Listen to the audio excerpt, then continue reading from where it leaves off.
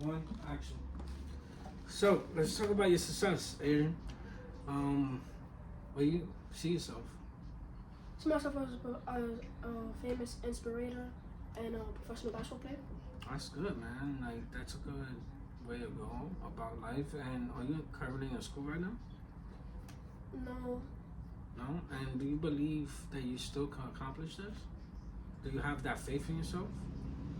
when I decide to go back to school, I have the faith, but right now, And what's stopping you from going to school? ACS case. Yeah, ACS case. Okay. So we're not going to talk about that on camera because that's a little personal. But I'm sorry that you're going through that right now. You know, is it family issues? No, is this other personal issues right now? Yeah, other person. Okay. Would you like to discuss that or leave that off camera? I like to discuss it. Yeah. Alright, so let's talk about it more. What do you want to say? I used to be in a gang, and I used to have beef, and people used to come to my school and wanted to fight me. So I had an ACS case, and after that, I got a 2 to 3 month transfer for a different school. Wow, that's crazy. So, like, what you plan to do now? Keep practicing basketball and help people. And as far as to get into school and stuff, what's your plans? Try to get into school, get an education, and I gotta pass a few more tests. Okay. And is your mom in your life? Yeah, she is. She is, and she's gonna help you accomplish this, right?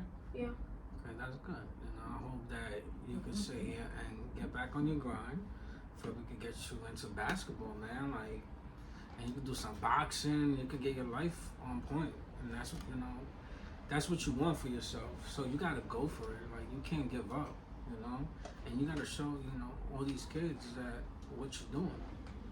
So let's talk more about life, and like how you feel about life, like how you feel about everything that's going on. Everything that's going on with the power of love, I feel good, but like in reality, no. Yeah, no. What you mean by that? Like the gang affiliation thing, like didn't fully stop. People still wants to fight me. Now I remember back in season 2, we was talking about a lot of gang violence and weapons and stuff. Is there any more you want to add to that? That I still have to carry a weapon to go outside. Wow, and that's because you don't feel safe, right? I mean, it's gonna take time for the world to change and for everything to become better, but we gotta work as a team, correct? Correct. Again, back like you said in season 2, all lives matter, and it's true, guys. Everybody's lives matters. We all matter out here, and we gotta do it. We gotta help each other. We gotta come as one to stop the violence in the streets. The cops have to sit here and do more. Do you agree? Yeah. Do you feel harassed by any cops by any chance? Any cops? Yes. Like, how you feel about the NYPD system? Bad. Because they're not saving as many lives. Wow. What you mean? Can you explain that to us? Every day people die, and when police come, they can't really solve anything. Wow. I thought the point of NYPD was for them to save us, right? They're not really saving. It's supposed to be serve and protect, and they're not really doing that much protecting, right? Now, let's talk about when you're walking outside. What do you see the cops doing? Like, do you see anybody getting harassed? Do you feel like it's not right? Yeah, I see people getting harassed. Even today, me and my godbrother saw people getting harassed by police, telling them they can't call the sheriff. Wow. And let's talk about. You say you have to walk around with a weapon, correct? Right? Because you feel unsafe in the streets, and because other people be carrying weapons, correct? Correct. So, let me ask you this question: how you feel about the stop and frisk? Like, do you feel like they should increase it more, or do you feel like they should stop it? Do you feel like it would be more safer if they increase it? Like, what do you feel about that? I feel like it'd be more safer. It would be more safer. So you feel like there should be an increase, Correct. and you think by that increase, you think that it will help a lot of people to walk around safer. Yeah. Yeah. I agree. I agree. Like a lot of people, especially on trains, they be bugging out. I was walking recently outside the street on 149th Street next to Merrill's, and this was by the hospital, by Lincoln Hospital. And there was this guy, these two guys arguing, and this guy from his book bag, guys, he pulled out a big knife like this out his book bag. You know, and these are the people that the cops are not searching. These are the people the cops are not really worried about, but they're worrying about other things that are not important. Do you agree? Yes, I agree. Now, I feel like they should start worrying about more with people with book bags and stuff like that.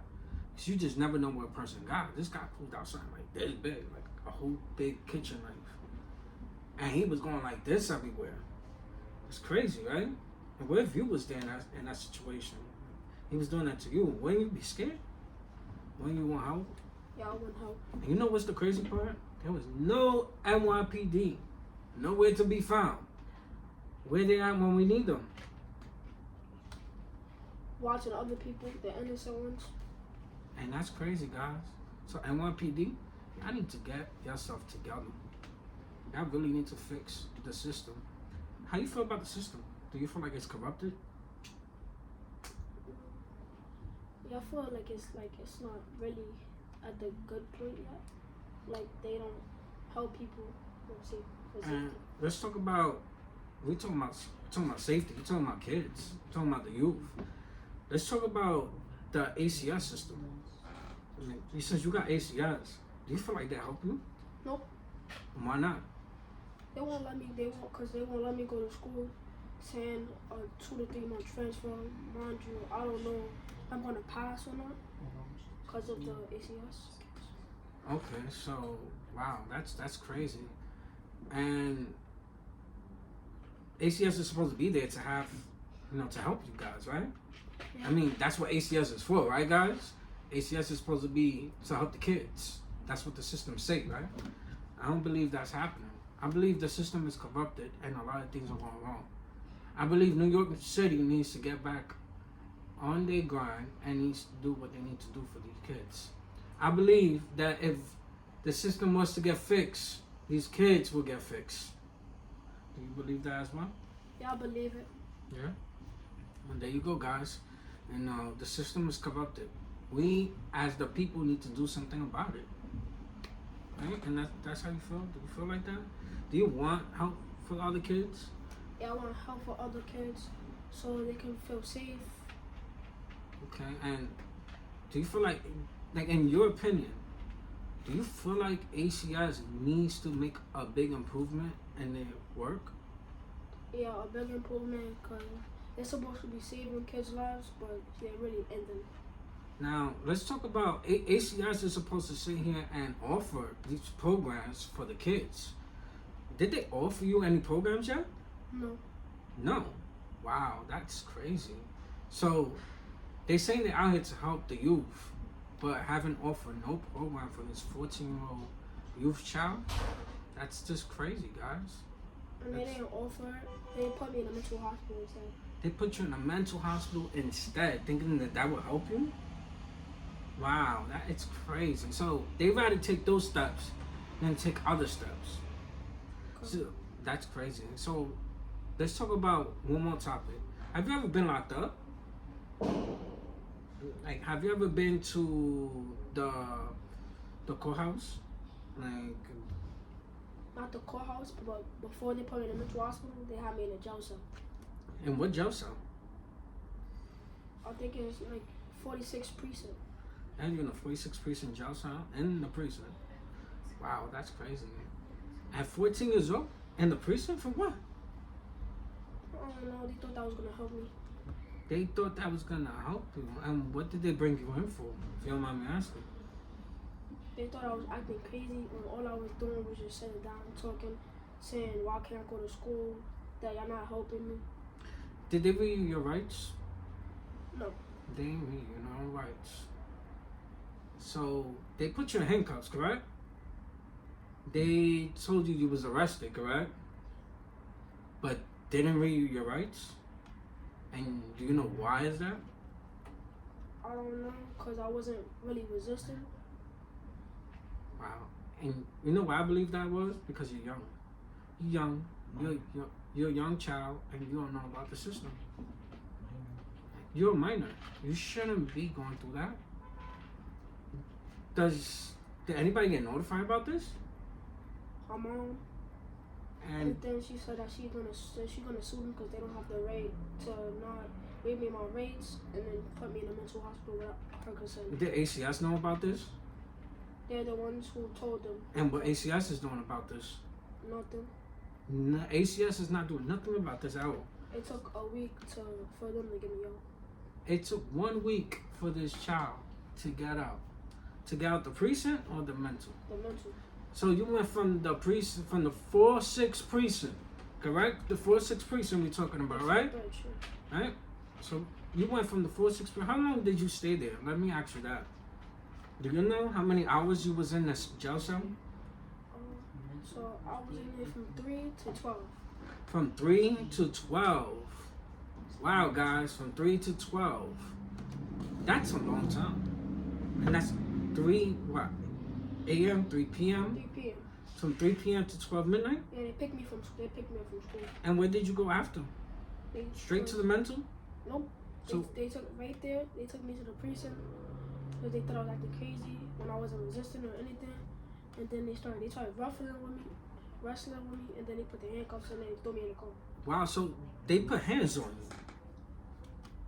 Wow, that's crazy. And like, was the officer talking to you rough? Like, was he talking to you with bad language? He was like, calm down, calm down. Wow. And like, wow, did he curse at you? Did he get aggressive?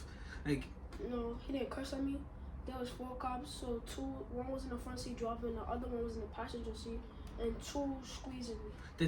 they squeezing you? Wow, squeezing. And Like would you this. you like to show me where? You could show everybody. So You there's could you could show me. so I'll get up. there was one cop sitting down like this, and the other cop like that, and they just like trying to push me together so I won't move. Wow, and you said they were squeezing you. Can you squeeze and show me how they were squeezing you? Like You could show the camera right here. Like they both was right here, and they started closing up, closing in. Oh, so they basically not squeezing, they was just pushing you. So did they at any time did they tell you, oh, sit the fuck down like that?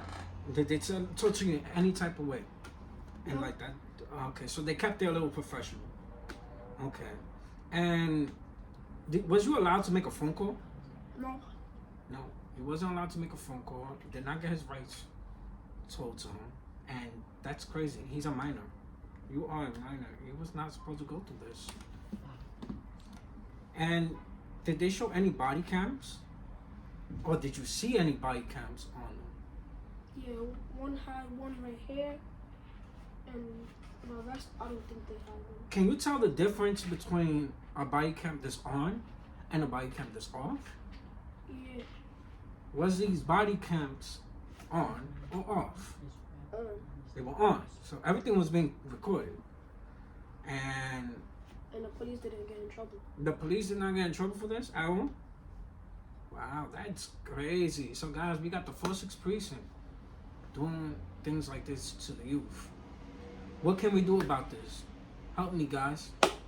Let's speak to the world. Let's see what we can do. NYPD needs to get their stuff together. ACS, the system, needs to get their stuff together. We cannot be tolerating this type of behavior for these kids. Okay? Wow, man, I'm so sorry you had to go through this, Aiden. You know, you shouldn't be going through this at a young age. You should be living a teenage life. You know, I'm sorry. Come on. Let me get a hug. I'm so sorry, man. I'm sorry, man. Don't worry. You're not alone. The world is here for you. We're here for you. And we got your back. Okay? Thank you for coming on to the Power of Love Season 3. Thank you. You're welcome. Cut.